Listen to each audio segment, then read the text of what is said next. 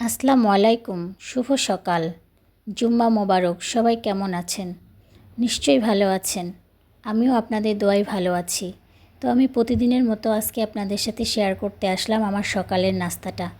আজকে আমি বানাবো দুধ, ওটস আর আম দিয়ে একটা স্মুদি। তো আমি এটা কিভাবে বানাই চলুন দেখি। আমি প্রথমে একটা ব্লেন্ডার জাগ নিলাম।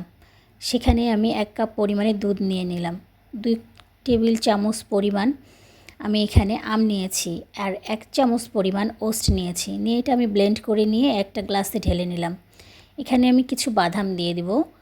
তারপরে আমি এখানে ভিজিয়ে রাখা চিয়া সিড 1/2 চামচের মতো দিয়ে দিব। চিয়া সিডটা কিন্তু আমার আগের থেকেই ভেজানো ছিল। তো যাই হোক, শুধু তো আর এটা দেওয়া হবে না, এর সাথে আর কি নেই চলুন দেখি। আমি এটার সাথে একটা সেদ্ধ ডিম নিব আর কিছু ফল নিব। যেহেতু আমি আম খাচ্ছি, আমের মধ্যে তো অনেক সুগার ক্যালোরি আছে, এই জন্য আমি অতিরিক্ত আর কোনো কিছু নিব না। তো এই দিয়ে আজকের আমার সকালটা শুরু হলো। আপনারাও চাইলে এভাবে আপনাদের ডায়েট